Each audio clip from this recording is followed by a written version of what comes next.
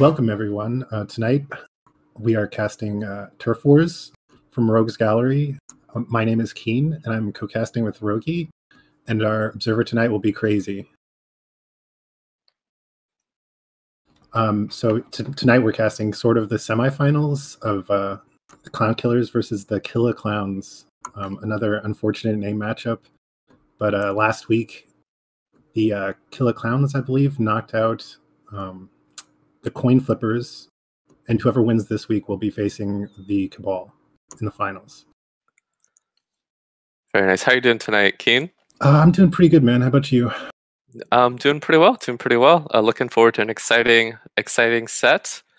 For those of you that don't know, Turf Wars is an online all-star team league for North American players organized by Rogue's Gallery.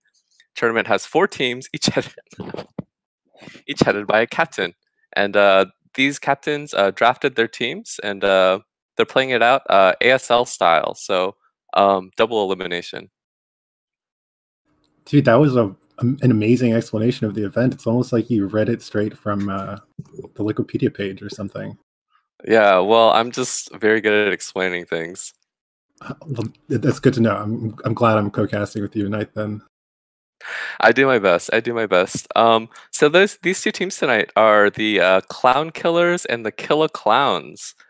So based off the names, I would say we've got a strong advantage for the Clown Killers. Yeah, either way, I'm sure it'll be an intense match. I mean, the teams both feel very strongly about clowns, so yeah, it'll be really interesting to see. Dude, man, yeah, next, whenever the next Turf Wars happens, we seriously cannot let Jae-yoon and the rest of the North American players like anywhere near these team names for real. Like, yeah, I think.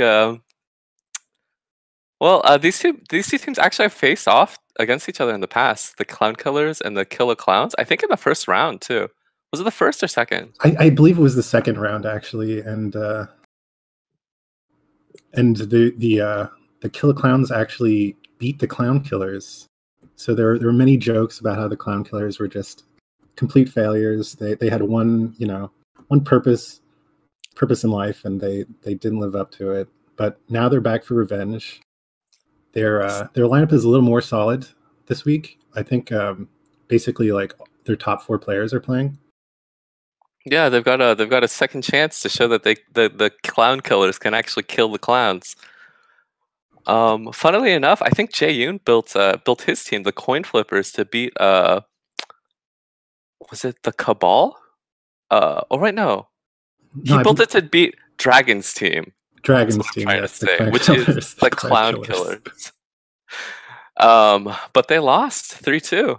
So, yeah, who could have predicted that? Jae's lineup losing and being the first to get knocked out of the tournament. It's really, really stunning results. I don't know. He had a strong lineup, but they just weren't able to pull through. Yeah, it's too bad. But yeah, actually, it really is too bad because, I mean, all the team logos are really, really sick. But honestly, the Clown Killers, the Coin Flippers. Sorry, I just have clowns on the name or on the mind. But yeah, the Coin Flippers logo was like super sick. It was actually the best part of their team. Yeah, I remember that. It was like a marine, I think it was, flipping a coin, and then there was another coin on the coin being flipped. So it's just, wow, it's like a recursive flip.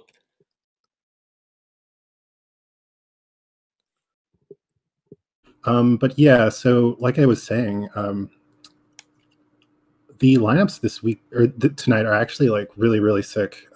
Pretty much the top 4 players on the Clown Killers are playing 1v1s, and we have a really solid lineup from the Killah Clowns, but unfortunately they didn't really think things through the first week. They put out, mostly their strongest players, and they didn't plan for the future. So this week they actually had to put Father into the lineup. Very unfortunate.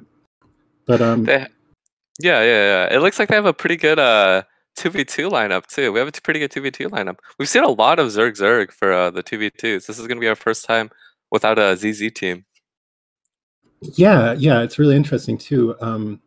Jiraiya and Dragon, I feel like, should have the advantage here because Jiraiya is a very experienced 2v2 player, and I think Dragon plays 2v2s regularly for Team Canada and Nation Wars, but I'm not 100% on that. But I know Raz also played 2v2s pretty much every week for the Killah Clowns. And then Gypsy, I've never seen play 2v2 before, but he seems like the type of player who would just automatically assume that he's really sick at 2v2 without ever having actually played it. So it'll be really interesting to see how he does. We'll have to see. I assume Raz is playing the Protoss and Gypsy's playing the Zerg for that lineup. I know Gypsy used to play Zerg. He's moved to Terran now, but yeah, I would assume he's playing Zerg as well. I'm actually surprised Dry is playing Terran, but I don't know. Yeah, it's hard to say, hard to predict what will happen in that one, because I know Zerg and Protoss is like a very powerful combination in 2v2. yeah, I would say Terran Protoss is a little bit hard to play, but we'll have to see how that goes. And our first match of the night is going to be Boa versus Raz on Sylphid.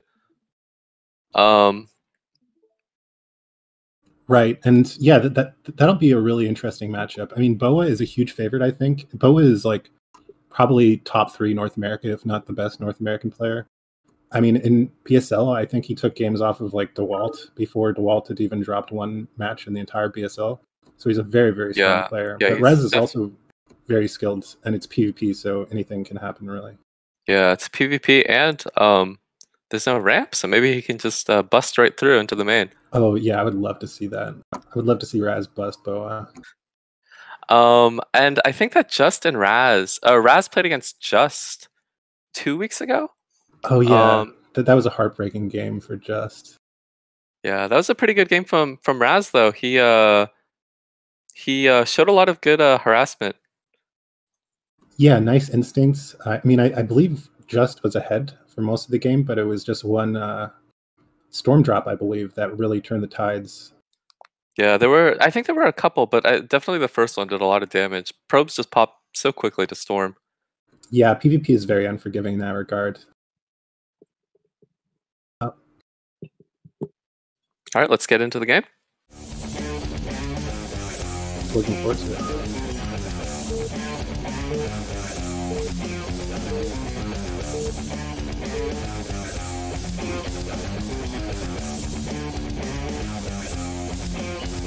Okay, and it looks like in bottom left we have Raz. These colors are actually kind of hard to differentiate. Okay, no, sorry, bottom left we have Boa, and bottom right we have Raz. Yep, Boa spawning as a blue Protoss, and Raz spawning in red. And yeah, I really don't know anything about PvP on Sylphid in particular. I mean, I don't really know anything about PvP in general, but do you think is 2-gate actually like fairly common because it's a rampless map? I mean, I hear people talk about rampless maps in PvP and kind of complain about them in that regard a lot, but like, how common is it actually that games are decided by just zealot busts? Honestly, I have no idea. I would imagine that Dragoon heavy lineups openings are kind of favored on rampless maps because you don't really have to force up a ramp or anything. But really, I have no idea either. Yeah. Well, so far it looks pretty standard. I mean, there's at least no proxies, so yeah, both players are feeling pretty confident in their. Yeah, so I would say that Raz is a little bit of an underdog here. So we'll have to see if he tries to pull off something a little bit more risky. Maybe he could go with a 2-gate. Maybe he could go for maybe a 1-gate expand or something.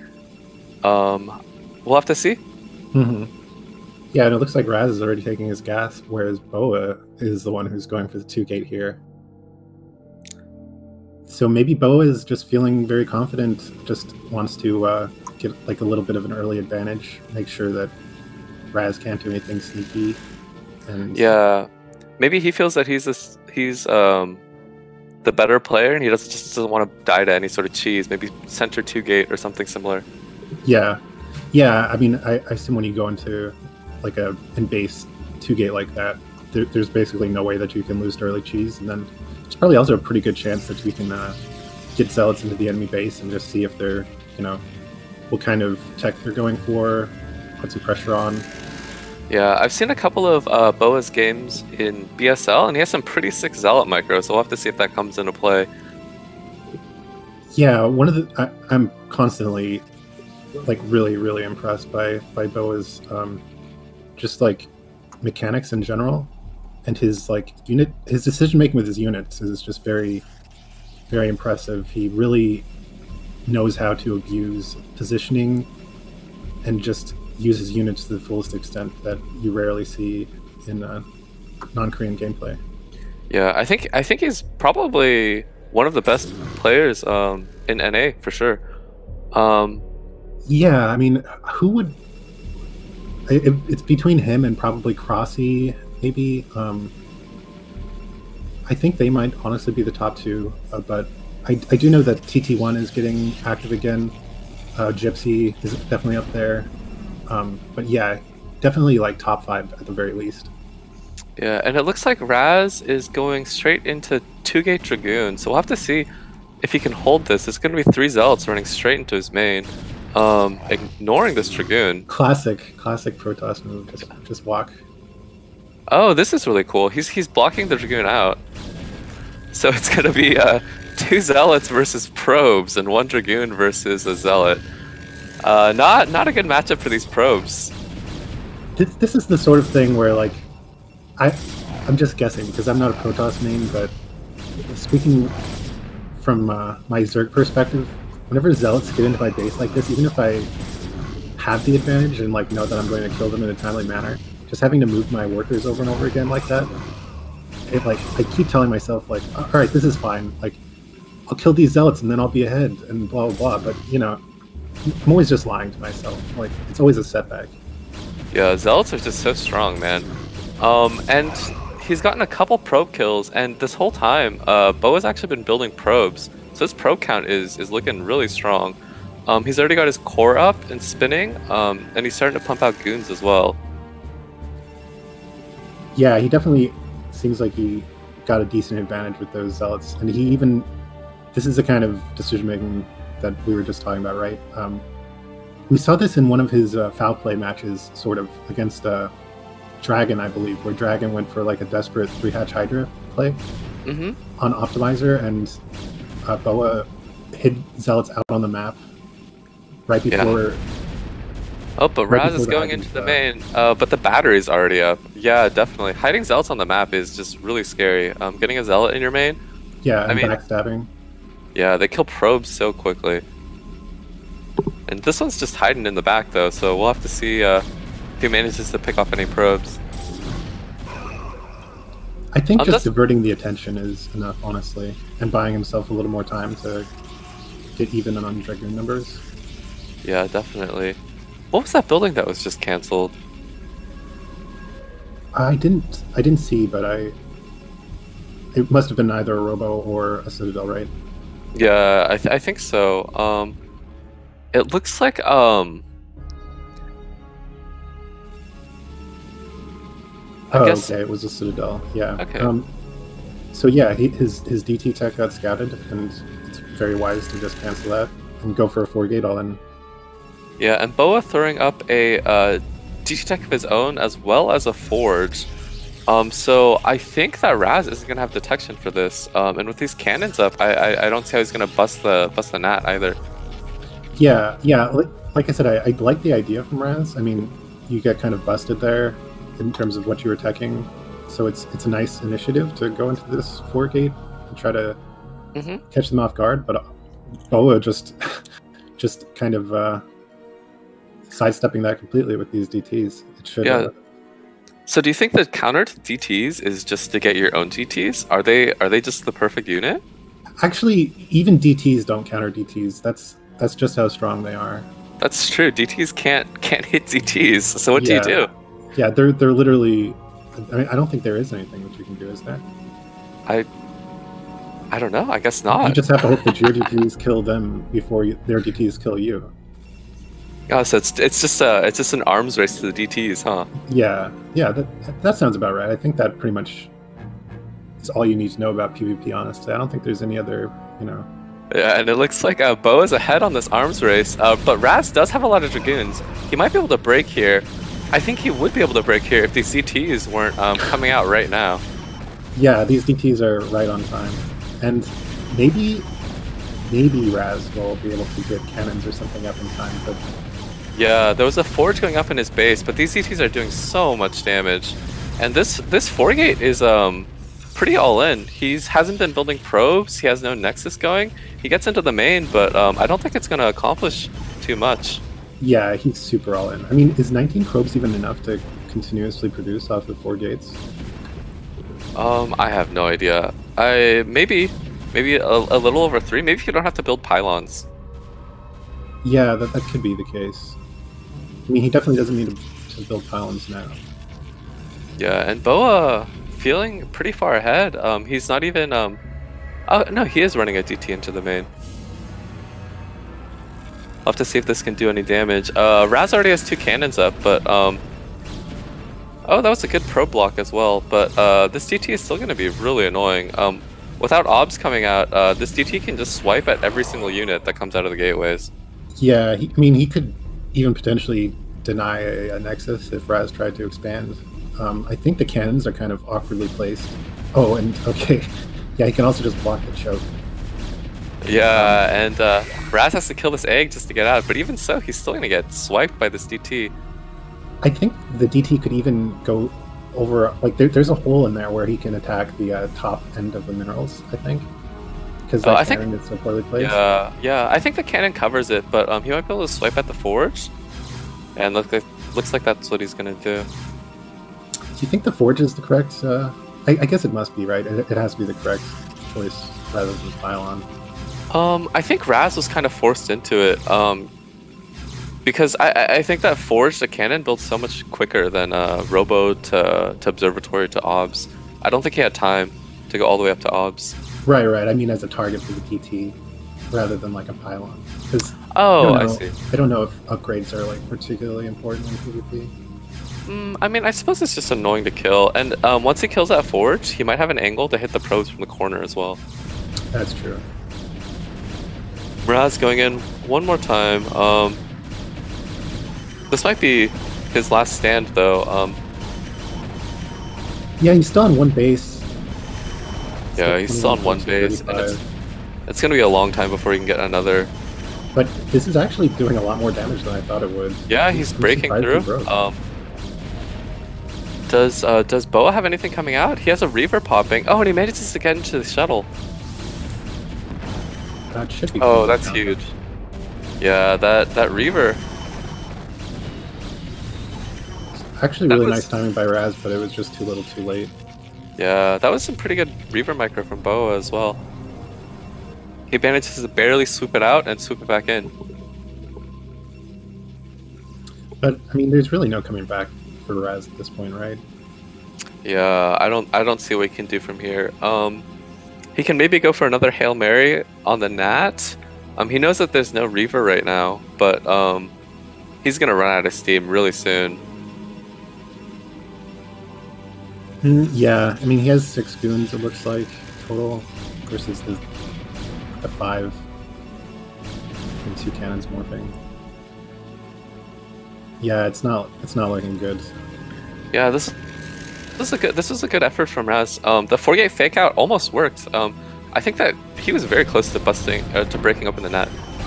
And that's it. The Reaver comes and defends easily.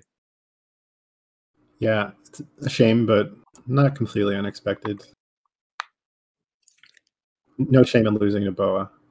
Yeah, that was a good effort though. I like the idea, tech switching and just hoping. Yeah, I mean, when you're going for kind of a sneaky tech like that, and then it gets immediately scattered. I mean,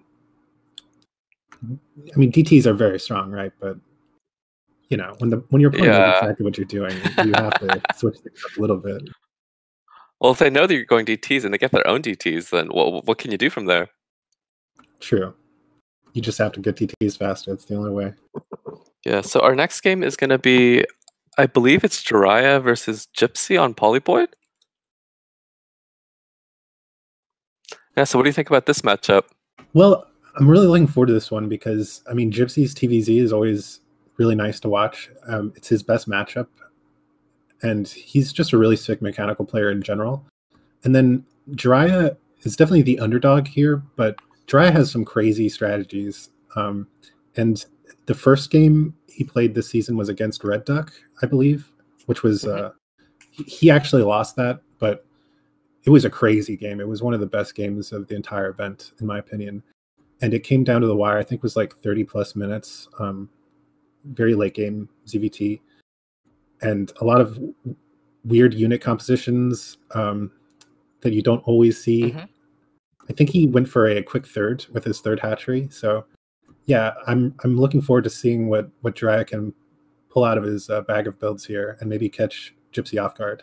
Yeah, this should be an exciting match. Gypsy is 2-0 in TVZs, I believe. Definitely a very strong TVZ player, but Jiraiya very, very resilient. He, from my understanding, he used to be a 2v2 player, so he's the kind of guy that he'll throw everything at you. Yeah, and likely very good micro. I know 2v2 players are always kind of scrappy. I mean, they're like lower econ games, so they tend to have very good unit control. Yeah, it'll be interesting to see. I know Gypsy, his first game was against Galaxy, where he was a clear favorite there, but his second win against Kraazy also was like just a Marine medic micro clinic. He was so close to getting busted by Kraazy's Massling all-in, but he managed to like just barely pull by the skin of his teeth. Yeah, I remember that game. He had something like a 7-8 kill Firebat just roasting all those Zerglings.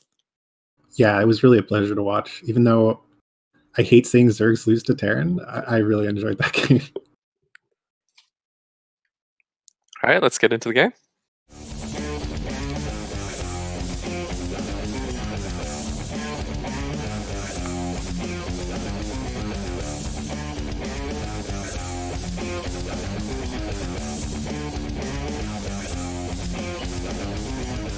Okay, so it looks like we have our Terran Gypsy in the top right and our Zerg Jiraiya in the bottom left.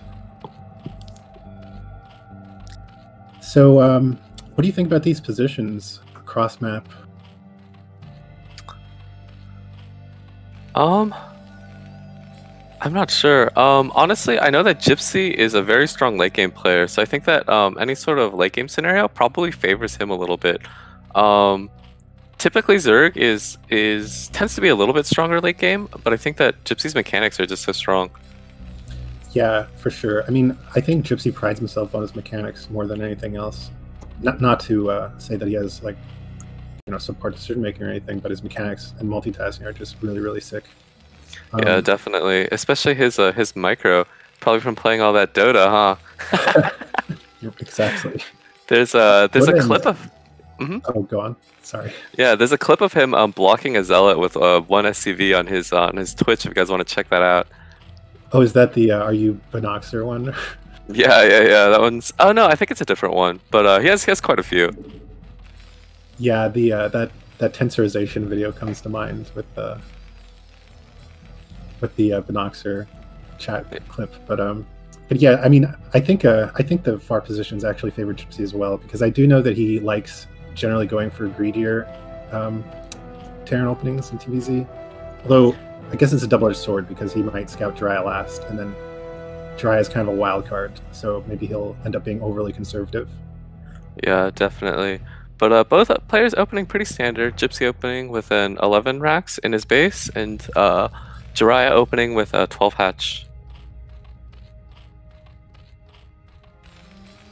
And it looks like it'll just be a regular 2 hatch from Jiraiya. Yeah, we'll have to see. Never mind, I spoke too soon. It looks like it will be a 3 hatch. Yeah, so maybe we'll see him. I think you said that the last game that he played, he built the 3rd hatch on his 3rd base, right? I believe so. I don't remember the opening exactly, but I do know he took a very quick 3rd. And I believe he opened with lurkers rather than mutas. So maybe we'll see that again from him. Yeah, we'll have to see. Gypsy progressing pretty normally as well. He sees there's no Zerg there, so he builds a depot and adding this command center right now. Oh, okay, this is strange. I'm not imagining things. Dry got his gas late, but it looks like he's still doing a 2-hatch. Okay. Maybe Yes. he's afraid of his gas getting stolen or something? Or no, I don't know. I'm a little confused by the opening, but Maybe he might just want to go into quick mutas, or maybe he was trying to fake Gypsy out a little bit. I'm not really sure. yeah, but then the hatchery, the third hatchery, is still in the main, so I don't know. Yeah, I know that 2.5 hatch was popular a little bit back, but this is a little bit different, I believe. Yeah, it's a 2.5 hatch. The third hatch would come later, I believe. But we'll see what he has in store. So Gypsy, seeing this, he's gonna go +1 before his academy. So he's gonna have +1 Marines pretty soon. Yeah, pretty quickly. This is a really interesting build. It's actually terrifying to me that Terrans have started doing this. I think Gypsy must have decided to do it because it's far positions. But so this it's like a 5 racks against 2 hatch essentially. Yeah, it's super strong. The Marines are incredibly powerful with +1. And yeah. Gypsy, on the hunt for this Overlord, he doesn't quite find it. Jiraiya realizes that it's a possibility, and he stops his Overlord right there. Really good awareness. Game sense. I certainly would have just suicided my Overlord there. Yeah, and Gypsy's been kicked out of the main, so he doesn't really know what tech path Jiraiya is going into until he scans.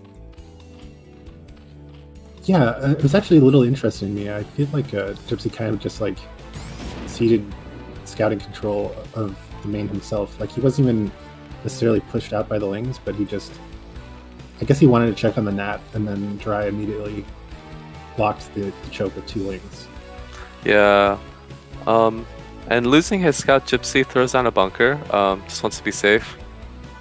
Well, he did scout the 8 Lings, but. Yeah, and Jiraiya pumping a lot of Lings out behind this as well. We'll have to see if he goes in, or maybe he'll wait for his lurkers too, because it looks like he's going 3-hatch lurker with a very quick third.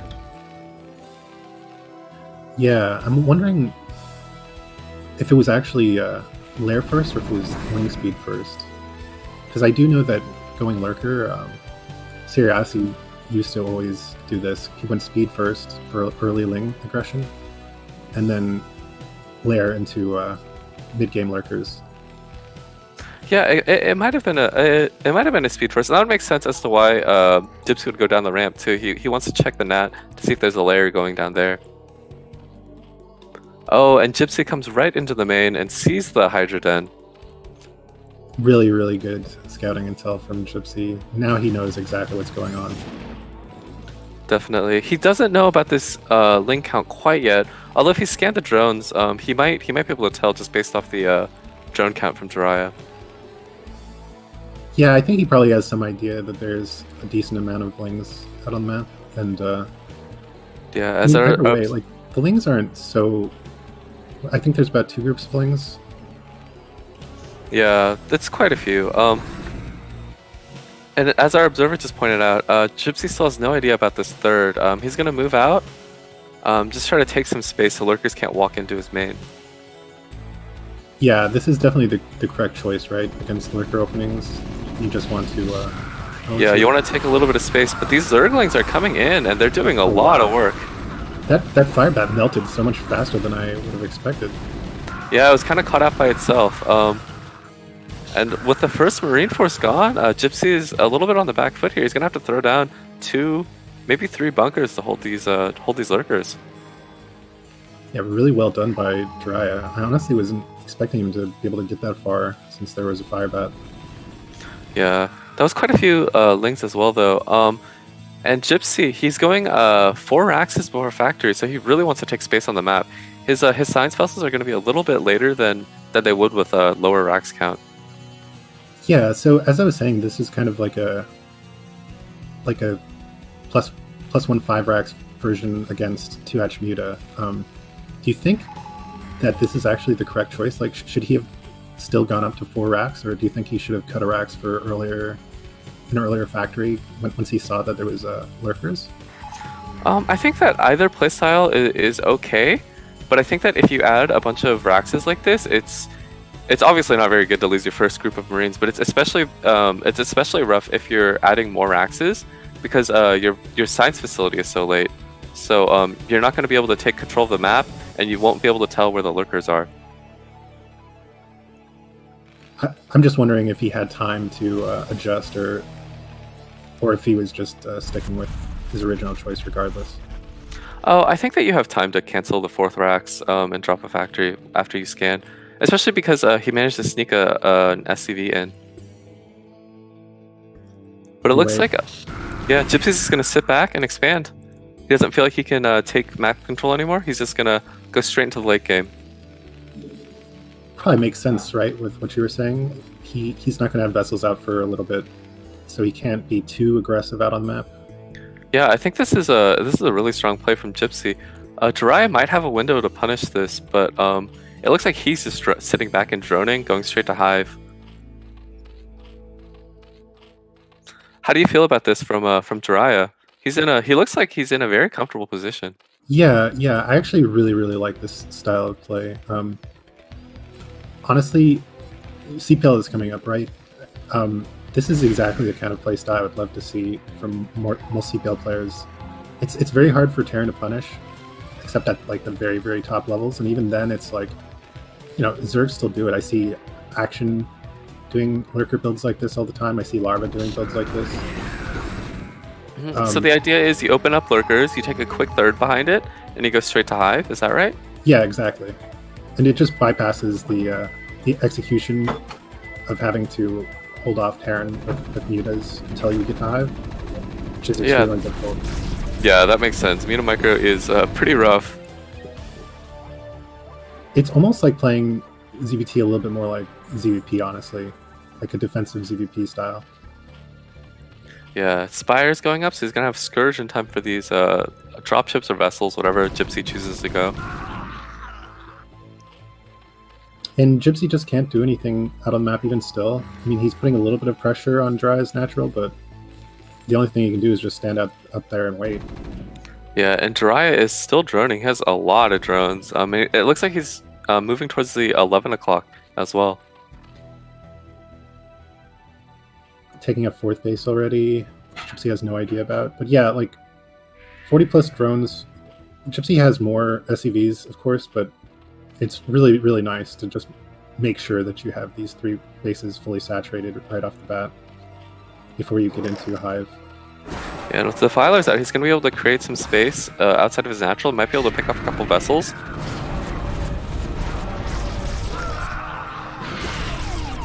Nice. Oh, there goes one. Down. Yeah, clearing these vessels is extremely important. So every vessel that dies is it's a really big victory for Jiraiya. Yeah, and Jiraiya's Plague is going to be coming in soon too, and Plague is just so strong against Marines. Yeah, it's honestly Swarm and Plague. Without Swarm and Plague, late game ZVT would literally be unwinnable. Yeah, and Plague is insane. Marines tend to clump together just so tightly, and they go down to 1 health almost instantly. Yeah, and then also for clearing out vessels, one of the most impressive things about ZVT is when Terran gets up to a large number of vessels, they can pretty much just instantly erase every single unit of value that you have as Zerg. So if you can actually get a Plague out on the vessel count, then that's one of the targets. And Gypsy catching this 12 o'clock manages to pick it off before Jiraiya connects it with a Nidus. But Jiraiya does take some space outside of his natural, and opening up this space means that he can flood units around the map and he picks off another vessel. Oh, that's great to see. Yeah, so Jiraiya losing that 4th does hurt, but he didn't really invest very much into it. He didn't have any drones there yet. So essentially it's just 300 minerals lost. Yeah, Gypsy's supply is exploding right now though. His 3rd base is kicking in. He's running on 8, maybe 9 Raxes right now. Just pumping out Marines. Oh, wow. He's on 9, going up to 11 Raxes. So every round of Marines is going to be another hotkey. That's actually disgusting. Yeah, Jiraiya is almost 50 supply down right now. He's just finished his Ultralisk Cavern. Yeah, and he's got his Nidus out, but Gypsy just has so much. This early third base really paying off. Does he just not have a Defiler here? Yeah, it looks like he doesn't have a Defiler ready. Oh no. Okay, well I think this is just game then. The Defiler finally came in from the third, but I think it's too little too late.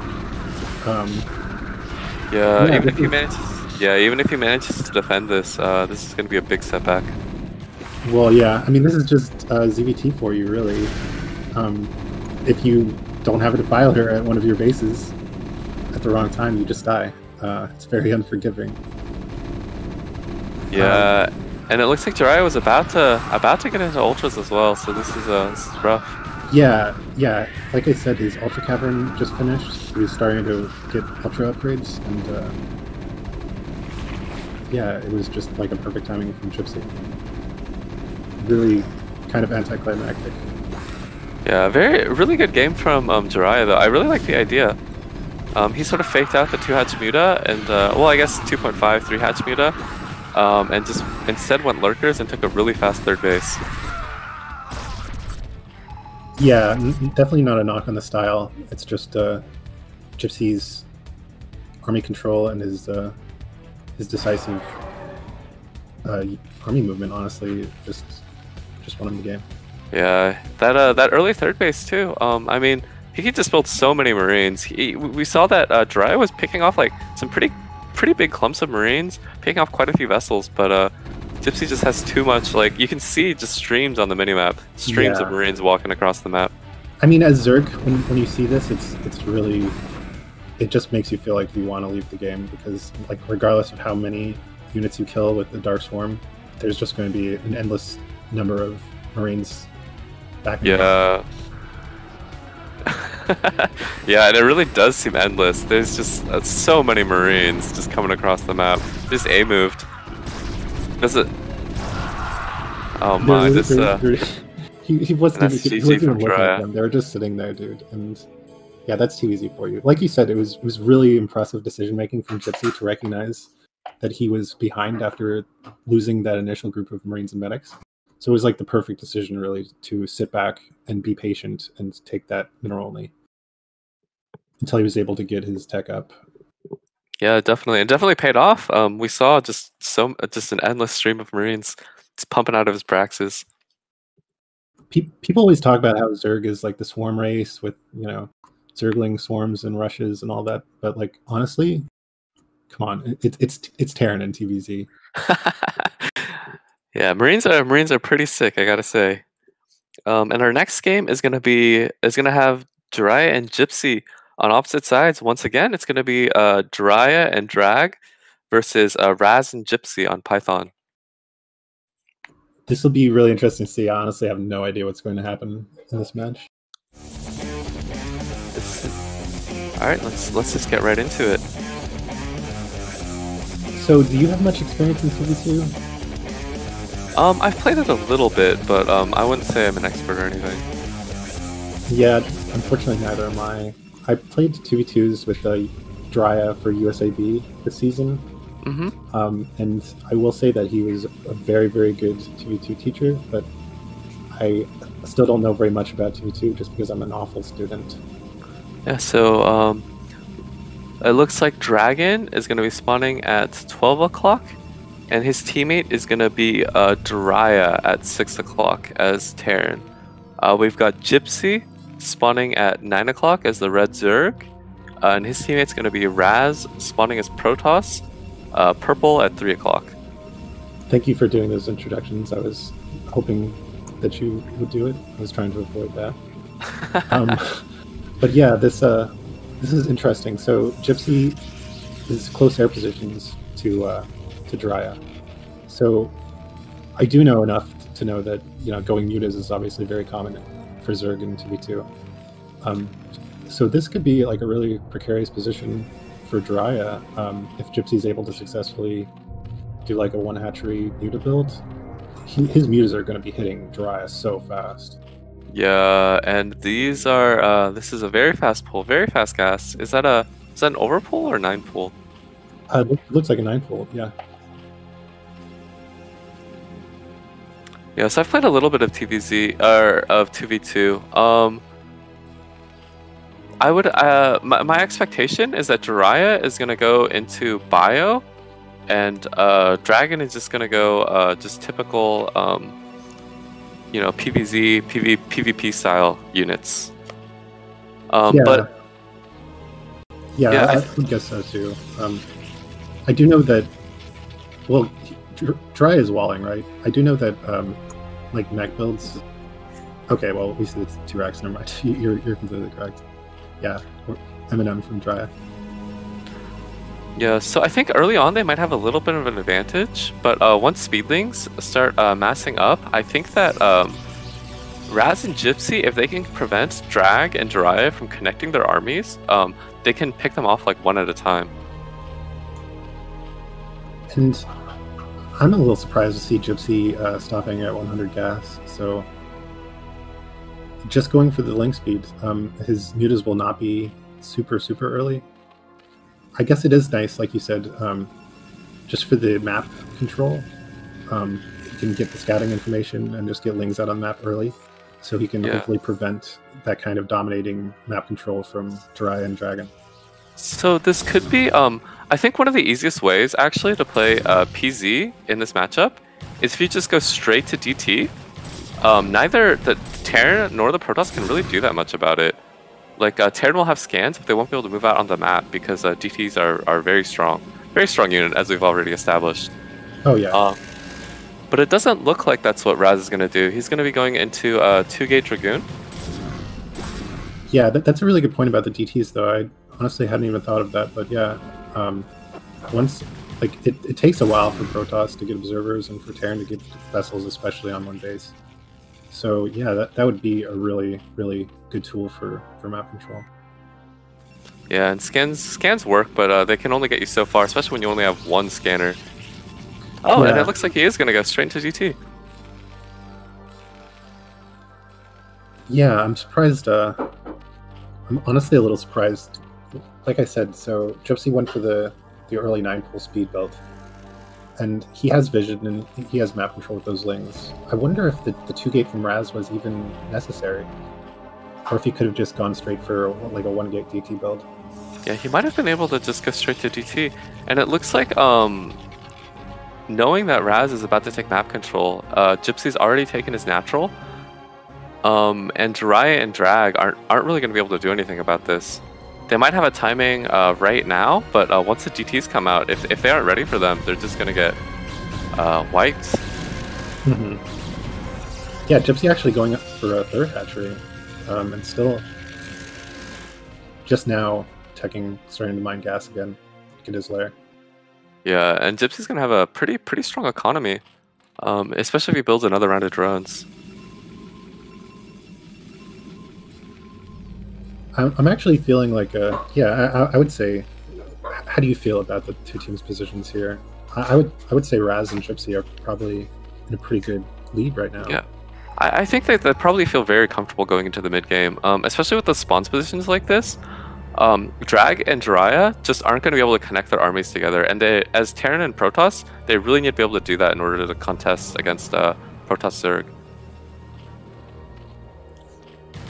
Gypsy getting up to 2 bases, still behind on the workers, but yeah, just between the lings and the DTs, it'll just be a dominating amount of map control, really. Yeah, and you can see these lings are just so mobile. They can be anywhere on the map, and whereas Drag and Jiraiya, they're kind of just stuck in their bases. Is Jiraiya not even teching to factory yet? I think he's just going Marines. I believe he's only going Marines, yeah. Interesting. Oh wow, and Dragon just now getting that cybernetics core. I didn't realize his tech was so late. Yeah, he was forced into the Forge and the cannons. Raz and Gypsy already taking their expansions. Both of them are already taking their expansions. That's so... I'm actually really surprised that Dragon delayed his tech that long. I mean, he did invest in the Forge. Yeah, and you can... Yeah, we can see the DT is doing work here now. Yeah, Dry moves a little bit out onto the map and DTs. And not even using a scan. I wonder if he wasted all the scan energy. Oh, okay, yeah, he did. He may have used his scan already. So just push back completely into his base. He's even getting into the base now. Yeah, he's really big. Yeah, he's gonna be able to clean this up, but it's doing a lot of damage. It's already got at least a dozen kills. Oh my god. Forcing drag back into his main as well. Yeah, this is just catastrophic damage, really. Yeah, this is... Like I was saying, I'm surprised the drag spent so much just building zealots. I guess the idea behind it could have been to get a strong early game army so he could unite with the Marines and Medics, like you were saying. Getting the Academy picked up as well. Oh, not quite. He manages to save it just at the last moment. Yeah, I think that if Terran and Protoss can connect their armies together, they're actually much stronger than Protoss and Zerg. The problem is actually getting them together. Zerglings are so mobile, and with TTs out on the map, it's going to be really hard to really move anywhere. Yeah, I don't know. Like, the Zealots are just very confusing to me. I'm not sure what Dragon's game plan was. And our observer pointing out, Raz already getting Storm, and Storm is just gonna shred through these Marines. And Dragon's still getting bullied back into his base by this one DT. Yeah, he's not gonna be able to move out for quite a while. Now Gypsy has Mutas out on the map. I don't know. I don't think there's any way that Gypsy and Raz can lose from this position, honestly. This is just a gigantic advantage. Yeah, this is a huge advantage. But at the same time, Terran and Protoss are very strong late game if they can get there. If they can stabilize on a 2-base economy, before Raz and Gypsy can accomplish too much, they might be able to still take this game. Although as I say this, these Mutas are just ravaging the probe line. Yeah, he has 6 Mutas now. He can just one-shot whichever probe he looks at. Dragon can't mine at all. Yeah, and it looks like this is going to trigger just an all-in. This is going to be quite strong too. It looks like Zealot Legs is already done. There are a lot of Marines, a lot of Zealots, but then again, this is a lot of Sunkens. Gypsy already ready with 6 Sunken colonies. Yeah, and Raz is on his way to... Gypsy can pick off those Marines. Yeah. I actually thought I was going to do more damage than it is, but either way, it's still not enough. It was just the last Hail Mary, and I assume they'll be calling GG pretty quickly. Yeah, it was a good effort. Yeah, I don't see how Drag and Jiraiya can take their naturals from this position. There's no way they can. Jiraiya might be able to hold out for a little bit longer, but the Dragon's mining is just going to get shut down again by these Mutas. Even if these cannons just aren't enough. Yeah, he has an Archon in the back, but Gypsy can just avoid this Archon. Yeah, he can just kite around. The Archon will never be able to catch up with the Mutas. Especially with these buildings, they're not helping the Archon's space. Yeah, and he gets one hit off, but these Mutas are just gobbling up probes. Oh, another good splash attack.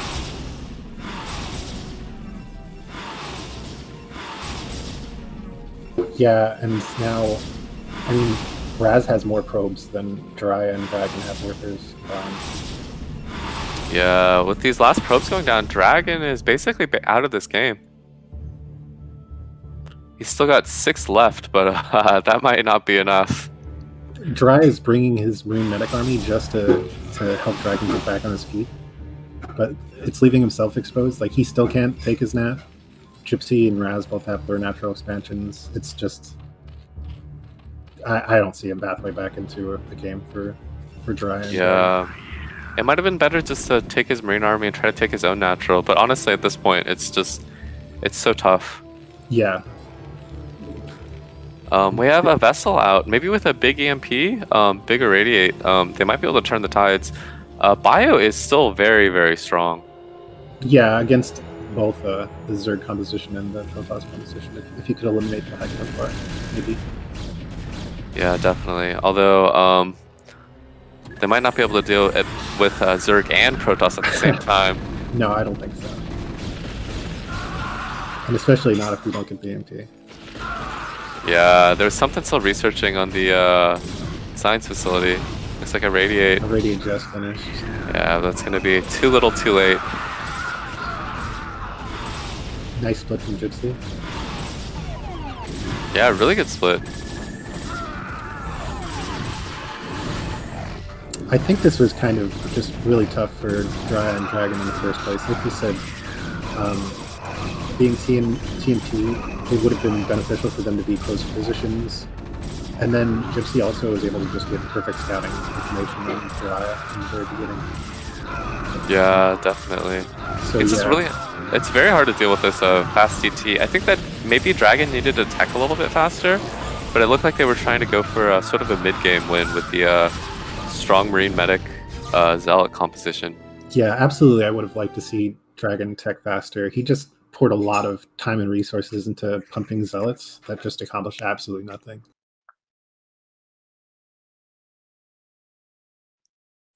All right, and that's going to be it for Dry and Drag. So I believe next game we're going to Dragon versus Machine, which will be a really interesting matchup. I haven't seen too much of Machine. I know Dragon is probably also like one of the top 5 contenders for like best player in North America.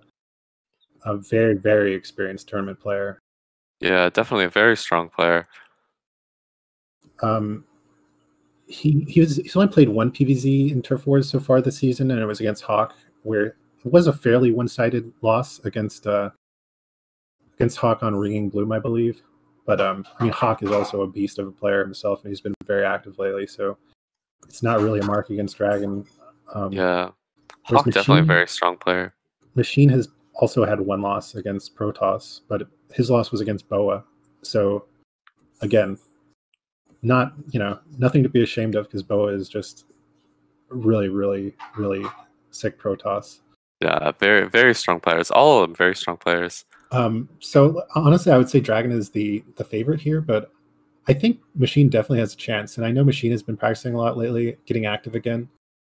Mm-hmm. So I don't know. It's anyone's game, really. I'm looking forward to seeing it. Yes. Let's get into the game.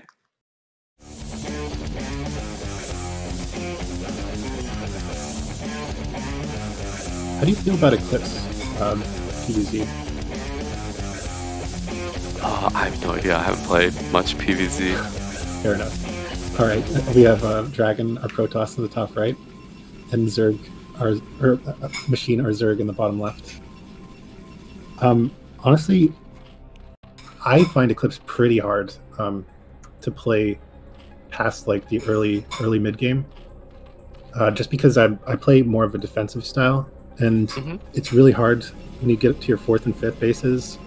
Protoss can just attack from so many directions, so you have to really, really be on point with your like readjusting your army position, readjusting your lurker positioning. Yeah, from watching professional matches, I see Zergs stay on layer tech for a really long time, just mass Hydras, mass lurkers, and they just keep fighting Protoss in the middle of the map. Yeah. I mean, I watch games like Hero playing that style, for example, and it's incredibly impressive to watch, but it's just such a mechanically intensive style that I don't think I could ever play like that, really.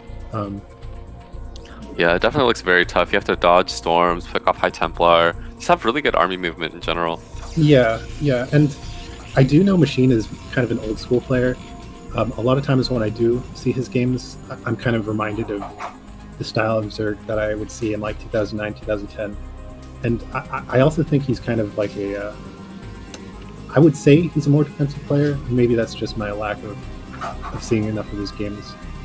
But yeah, it'll be interesting to see if he goes for a heavier Hydra layer style, or if he tries to do like a more defensive hive-based Zerg.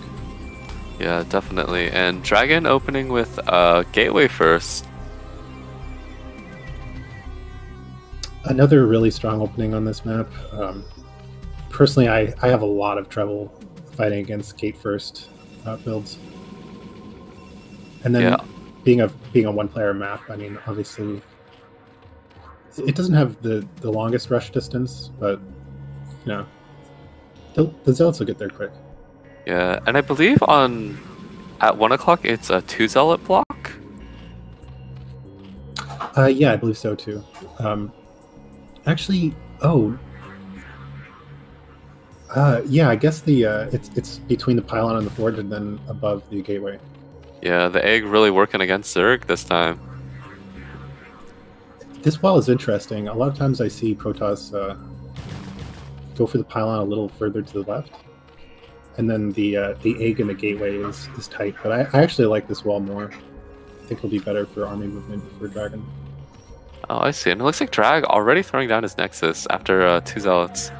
Hasn't moved out on the map yet. Yeah, pretty standard gateway variation from Dragon. He sees that Machine isn't going too hard on the lings, so he doesn't need to go forge first or anything. Yeah, definitely. His probes is running circles around these Zerglings. He's delaying his forge by quite a bit, but it looks like it's definitely going to pay off. Yeah, the only time you would want to get an earlier forge than this, I think, is if you see the Zerg like delay their third hash and get a very fast gas. Dragon moving out on the map. Machine should see this with his Overlord. He's going to get a couple more Zerglings to hold this off, I believe. Yeah, I think he has like 10 Zerglings right now, which versus 3 Zealots, it's not quite enough. Or 4 Zealots, I believe. Oh, no, never mind, just 3, yeah. And he's going to go straight to the third. Nothing ready here. This is dangerous for Machine. Yeah, it's actually a shame that Machine wasn't a little more proactive with like splitting up his Zerglings to get an idea of the unit movement. Because now Dragon can just hold this choke, and it's going to delay mining from this base for quite a while. Yeah, these Zealots, combined with this probe on the ramp, is going to be so strong. Another Zealot coming in from behind as well. And a little bit of a blunder from Dragon, I think. Seeding that choke position and then like not even attacking with the probe. Oh, but Machine a little bit busy with his micro. Loses an Overlord to his Photon Cannon.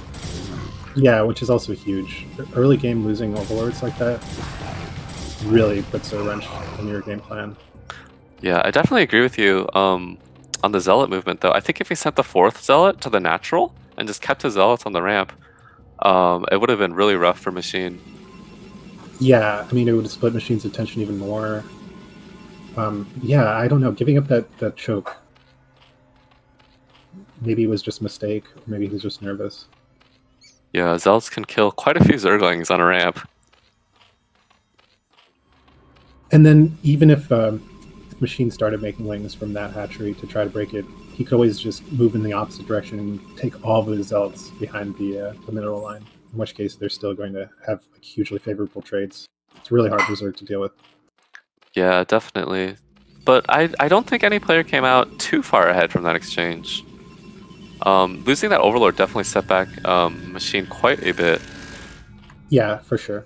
I feel like Dragon is still actually slightly ahead. He has a worker advantage. He has a tech advantage. Although, did Machine end up going Lair first? I didn't catch that. Not too sure. Looks like Lair's already done. Okay, yeah. Machine will have Aspire on time, so he's not going to lose any Overlords to Corsairs. Yeah, it looks like the Spire's going to finish just as the Corsair pops, which should give him just enough time to build a Paris Scourge. Oh, and it looks like Dragon is stopping at only 1 Corsair. It's interesting. Yeah, he might have just been cutting for a moment to place some buildings down or something. Oh, looks yeah. like he's going back into it. So just getting an idea of what the Zerg is doing. Yeah, and it looks like Machine's going into Mutalisks. How do you feel about this? And he picks off the Corsair. That's really big. Yeah, actually, I mean, getting that Corsair pick off going into Mutas would be huge. Yeah, so Drax still has no idea that it's Mutas, I believe. Or maybe there's a tell. I don't know if he saw like the natural gas go down earlier or anything like that. I'm not really sure. Yeah, I don't know. He might have, but it could have been just outside of his vision. It's kind of hard to tell. I think he probably does realize, because I think these zealots are trying to buy time. Yeah, these zealots moving out. I'm not sure if Machine saw that. And if he didn't see that, these zealots are going to do a lot of work. They're going to get straight into the third. Yeah, and he's picking off a bunch of probes right now, but he's in for an unhappy surprise when all these zealots show up. Oh yeah, they're just going to make quick work of this base. Yeah, and this base definitely just going to get shredded. These mutas are across the map, and zealots, even though they can't hit mutas take quite a while to break them down. Yeah, trust me, I know more than anyone. I mean, mutas are the counter to zealots, but when you go just 5 mutas, it takes forever to kill them. I mean, you won't be able to do anything to the Protoss. Yeah, and Dragon backing out with his zealots. Splitting up the zealots though, so even after he clears, a few of them, like he can't just go harass Dragon again. He has to account for these zealots. They could be anywhere out on there. Yeah, and Dragon's second wave is going to be really strong. I'm wondering if did Dragon continue building Sayers, or is he just going for like an Archon? Yeah, okay. he's been building them. So now he has Zealot Archon, Corsair against Mutiling, and it's a pretty one-sided fight. And it looks like the Den actually, which was building at his third, at Machine's third, didn't end up dying, but his speed is just now finishing. Yeah, I'm not sure that he's going to be able to even survive this attack. This is looking really dire. Yeah, he's pumping Hydras. He actually has a pretty good Hydra count, but this is still a lot of Zealot Archon.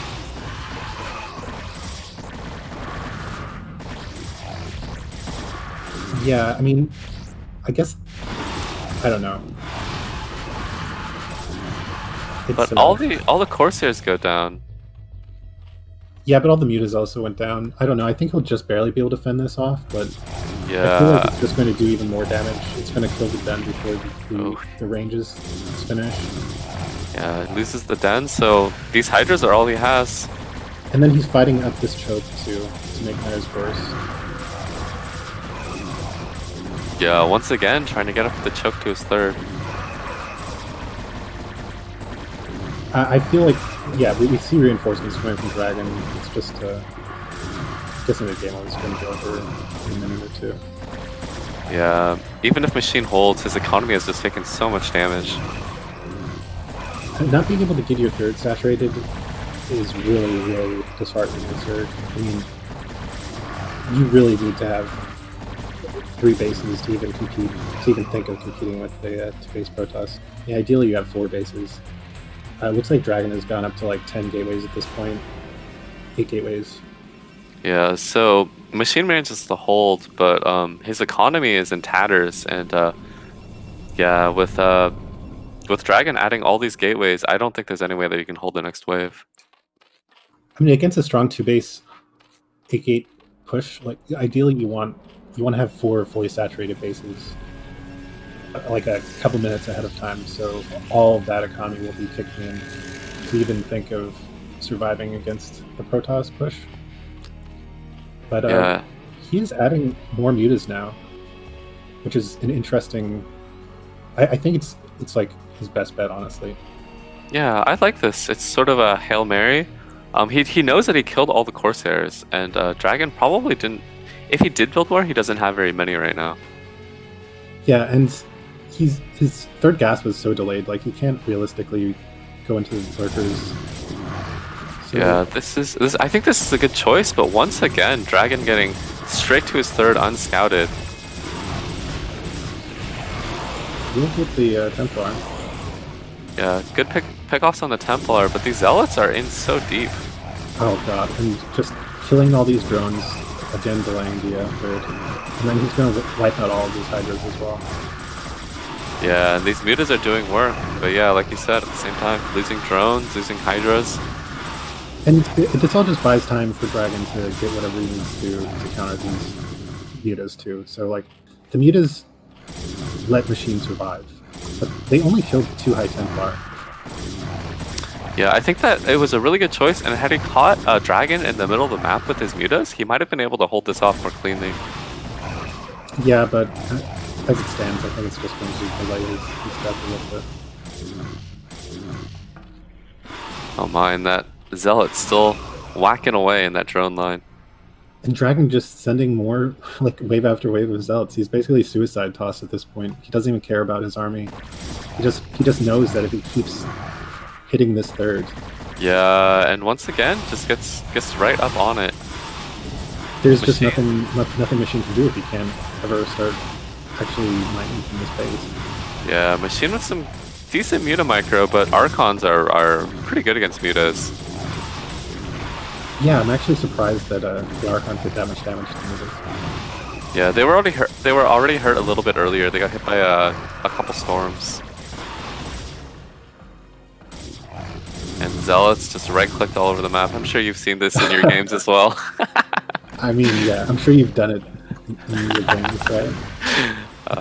It's Protoss' strongest tool. You just throw Zealots into every corner of the map and get macro, and you know, what is your opponent going to do? Yeah, you can only deal with so many Zealots at a time, right? Whenever this happens to me in game, I'm just like choking back tears, trying to tell myself like, all right, they've just suicided like 24 Zealots. Their next push is going to be super late, so I'm going to be able to, you know, definitely make up the advantage there. But then I just stay at 50 supply all game while they start rolling me with their 100. Yeah, and the Zealots just keep coming, huh? The waves never end. They say Protoss units are the most expensive, right? The most expensive but strongest units, but I don't know. It really doesn't feel that way. Yeah, based on these Zealot numbers. But really nice game from Dragon. Yeah, GG coming out. Yeah, good effort from Machine as well. I think that the mutas were a really good choice. Yeah, and like I said, you know, Dragon, definitely one of the strongest North American players, but also he just has so much tournament experience. I think we really saw that coming out in his decision making in this game. Like, he was caught on the back foot in a couple of those, you know, parts of the game where, like, you know, that muta switch would have absolutely destroyed a lesser player. But he bought time with his Zealots. He was able to get defenses up in time. And yeah, just really, really nice decision making. Yeah, definitely. I really did like the muta switch. I think that if Machine had caught Dragon moving out a couple of times, he might have been able to turn the game around. Yeah, definitely. Okay, so I guess our next match is going to be Tim versus Father. And yeah, actually, I haven't even been keeping track of our scores. Sorry. So it's Boa won against Raz, Dragon won against Machine. I think Dragon's team is 3-1 right now. So this is a. Okay, so yeah.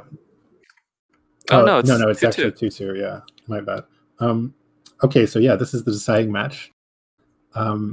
And yeah, this will be a really interesting game to watch. Father is a little bit of an underdog here. Tim is very, very skilled Protoss player, but Father, well, he's like a recent CPL graduate. He's got an A rank, I believe, 2 seasons in a row. He's around like 1900 to 2000 MMR. And yeah, definitely an up and coming player. It'll be interesting to see what happens. How do you feel about this matchup? I'm interested to see how it turns out. I think Tim is definitely the favorite here, but Father might be able to cinch a win. Yeah, I know Father has very strong TVP.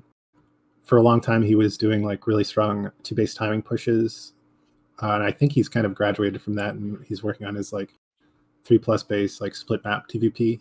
And I do know you always see him across multiple Discords complaining about how difficult TVZ is. So I have to assume that his TVP is his specialty, and I hope to see him pull out something really special here. Yeah, it sounds like TVZ is what's holding him back. These Protoss players don't have anything on him. You don't. All right, yeah, and Let's get into the game.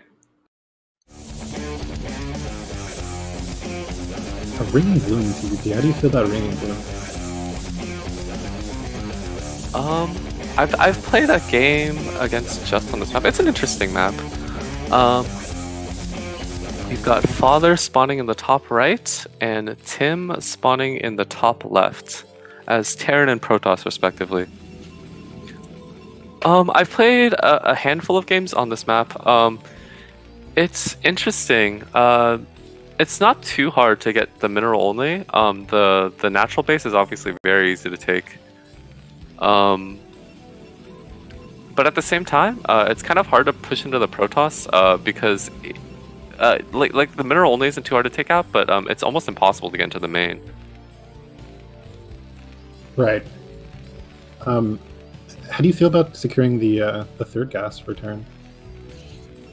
It's a little bit tough. The small bridge to, for example, Father here, he would have to take the 12 o'clock, or his natural fourth base would be at 12 o'clock. But because your bridge is smaller than the entrance for the other player, it can be hard to hold. So, yeah. I honestly don't even remember PvPs on this map in ASL. Do you think Father will try to go for like a strong 2-base timing because of that? Maybe. I think the 2-base timings are pretty strong on this map. I personally like the 2-base 7-factory build that Flash popularized. Oh, right, yeah. I mean, it makes sense because it's a Flash build, right? So it must be incredible. Yeah, definitely. And it's very easy to take a natural base as well. And our observer pointing out that Father hasn't started his barracks yet. So it looks like he might be going into CC first. And Tim's gas is a little delayed here. He's getting a second pylon already, so we're going to be seeing some Zealot aggression. Oh, this is going to be very rough for Father. He's opening command center first, but Tim is opening up with a Zealot. He is going to scout Father last, but at the same time, the barracks isn't going to be done by the time the Zealot reaches his base. Yeah, he'll be able to wall, but I mean, yeah, like for sure the Zealot will be able to break down that wall, right? I'm not too sure about that, but it will be very annoying. If nothing else, he'll be able to pick off some SCVs building. Yeah, it'll be interesting to see. I'm just wondering about the timing of the second depot. I mean, I guess. Yeah, the wall will be done. Will be down in time, but this first Zealot, since he built it before his cybernetics core, it's gonna have a bit of time before the racks is even done. Yeah, I'm just trying to think, like, if he starts attacking the depot right away, will the depot... Oh, okay, yeah, never mind. Oh, but Tim turns around. I think it actually gets bugged out because of the wall. Oh yeah, that makes sense. He's going right for this SCV. This is going to be so annoying. Picks off one. Oh, wow. Oh, here's another one going. So close. Swoops right across. Tim actually going for a Nexus before gas build. How do you feel about Tim's position in the game now? I like this from him. I mean, I don't think there's any way he can break this. He can be very annoying. Oh my God. But the Marine spawns outside. That's so tragic. Yeah, that could cost Father the game. If this Marine were inside the wall, he would be forcing these Zealots back right now. But as it stands, he has to wait until his first Vulture comes out. There's no way he can lift this racks to get a Marine in. That's really sad. Yeah, and these 3 Zealots, even if they don't break the wall, pulling this many SCVs to repair is gonna do so much damage. Oh my God, I actually feel so bad for Father now. If his barracks was just 1 hex to the right, he would have spawned inside the wall. Yeah, and he's gonna need to pull 1 more SCV to repair this, I believe. Oh no, it looks like 3 is just enough. But still, this is such a drain on minerals and attention, just having to keep repairing like this. Yeah, I know definitely. Father is a player that's very emotional and very prone to tilting. He's kind of like a mini gypsy in that regard. Yeah, this is definitely a tilting situation to be in. Yeah, and then having to go Vulture before add-on. Oh my God. Yeah, this first Vulture's out. So the Zealots are forced back. And it looks like his Marine got straight into Tim's base, so he's managing to get a full scout off. That's quite good. This isn't a terrible position for Father still, but definitely set him back quite a bit. Yeah, I mean, he's still ahead on workers, which is nice. Tim's tech is pretty delayed. Yeah, and Tim, it looks like he walled off his own base, so he might have to kill an Overmind before he can get out of this. Oh yeah, that does. Is that Vulture tight? Oh, I think that is Vulture tight. So that might be his reasoning. But these Zealots are also Vulture tight. Right, and he still doesn't have a tank out. Oh my. Yeah, the tank is building, but it's still a ways away. And these Zealots backed up by this Dragoon are still poking away at the wall. The first tank out, Father should be able to hold this off.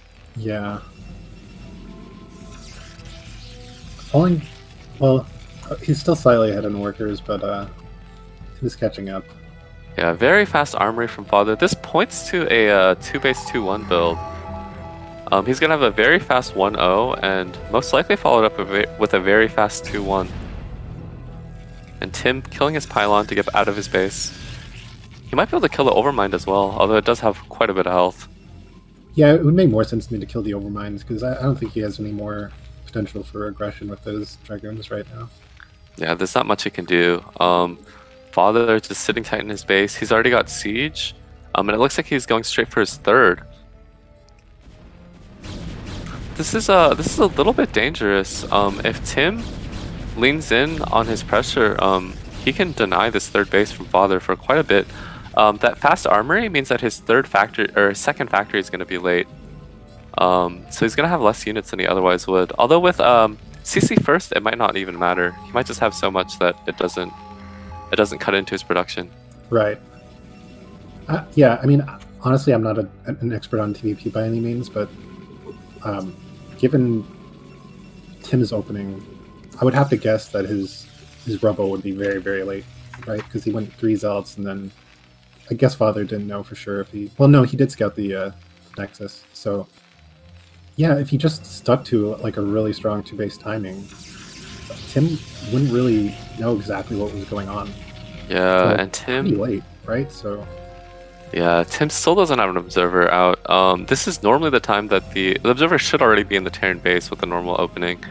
But it looks like Tim is going into a very fast Arbiter. He might go for a DT drop as well, and I think that would be very strong. Or a High Templar drop would be good as well. The back natural is very annoying to defend. Wow, Protoss just has so many options. Definitely, definitely. Always scary. Father already up to 5 factories, so he's going to have a pretty good army count. Yeah, despite the early setbacks, like you said, the early CC is just so strong, so he's staying relatively even on supply. It's very nice. Yeah, the observatory just finishing up. Observers... So Tim still has no idea what Father is doing, but based on this third time, he can probably guess. Father's just going to be macroing for a little bit. Probably not really a chance of him moving out, but he's going in. But that's quite a few siege tanks. There's no way Tim's going to be able to break this. Yeah, I don't know. What do you think about that engage? I'm wondering what Tim was trying to accomplish. I think that was a little bit ambitious, but I don't think that he expected Father to have as many tanks as he did. He saw a couple in the front, but the ones on the cliff, I don't think that he accounted for. Alright, that makes sense, yeah. Just thinking that Father was a little weaker from the opening. Yeah, this third base is very open though, so I'd like to see Father just build some buildings. Just close off the choke a little bit. Just make a wall of depots. Yeah, I'm sure you've seen that in I've seen Zergs do that quite a bit in ZVP as well. Yeah. But I mean, I feel like it's even stronger when Terran does it, because I don't know. Just seeing a wall of depots makes me feel like, you know, it's never going to be broken. Yeah, the infamous Dark Templar. Father he's not able to build Dark Templar, so I don't know how he's going to deal with this. Yeah, he'll probably just die, right? Yeah, I don't think there's any other solution. Game is probably pretty much over now. Sorry, folks, we're gonna have to call it here. The ZVP hatchery wall is actually one of my favorite things to watch on this map, though. It always cracks me up just to see like 3-4 hatcheries built in the same spot. Yeah, what actually bothers me is that there's unbuildable terrain, so you can't actually complete a wall of hatcheries. I mean, if I could actually just have 6 hatcheries in a line defending my third, that would be ideal. And then I just never move out and just expand it for the entire game. Just keep building hatcheries, huh? Yeah. I mean, that's really all I want to do with Zerg anyway. I just want to build drones and build hatcheries. I really don't care about anything else in StarCraft. That sounds like the dream. And Tim is setting up to take his 5th base. His Arbiter should be coming out pretty soon. But Father's army is looking pretty big. Father, though, is a little bit short on SCVs. He might have missed a round or two, or maybe he miscounted. Or maybe he has something specific planned. How many SCVs do you usually aim for in late game PvP? On 3 base, typically you want about 60 to 65. Okay, because I'm looking at Tim's work account actually, and I'm almost starting to get a little anxious about it. Because like I know as Zerg, if you go past like 60, 65 drones, you're probably making too much. I don't quite know what the rule of thumb is for Protoss. Yeah, for Protoss, 70 is definitely still okay. I've seen Protoss players go up as high as 75-ish, but it does tend to cut into the army count a little bit. What ends up happening is because you have more income, you can suicide your army a little bit more aggressively, but at the same time, it's not going to trade as well because you're missing, a handful of units. Makes sense, yeah. But I'm actually looking at Father's army and just wow, like all those siege tanks. It's very intimidating to me. Yeah, Father's army is huge, but it doesn't. 1-0 just finished. That's a little bit late. Oh, yeah, wow. I mean, like you said, he had a very early armory, right? Did he just forget the upgrade for a while? Very, very quick. He might have forgotten it for a little bit. Or maybe he felt like he needed to add more factories before getting the upgrade. I'm not too sure. But yeah, this is a very late +1 timing. Perhaps this is part of his build. He's about to max out. This is going to be a very strong timing if he moves out right now.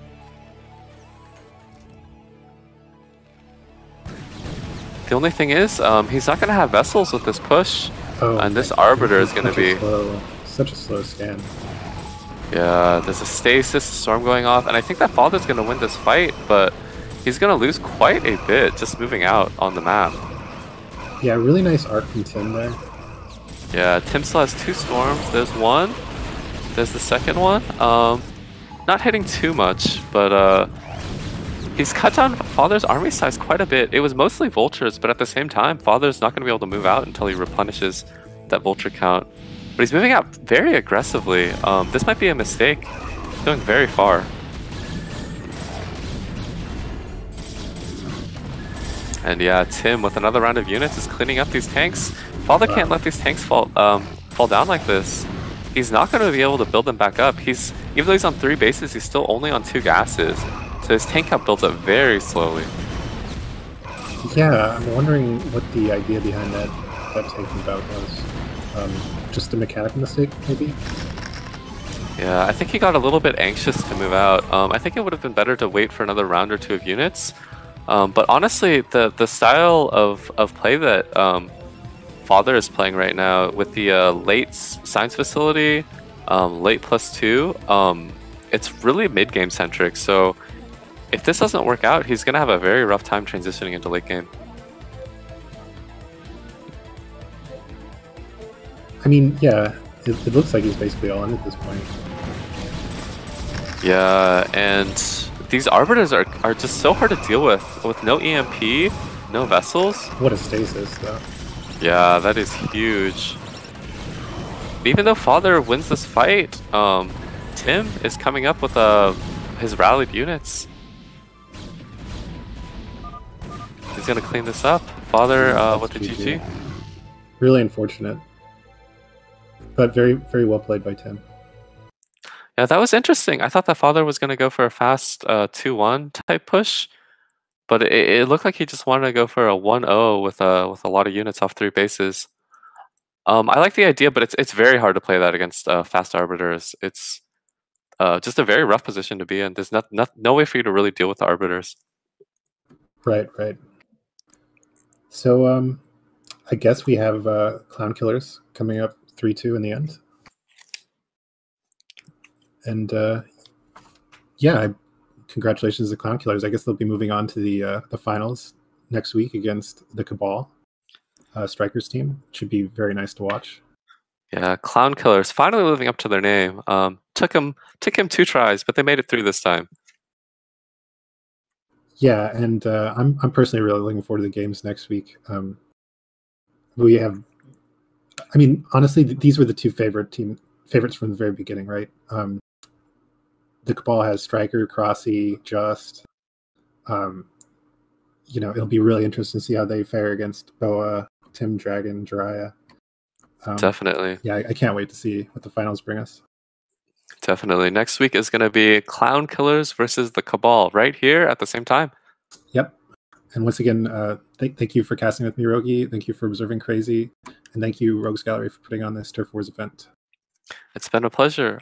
Check out our Discord. It should be linked in the chat. And have a good night, everyone. Yep. See everyone later.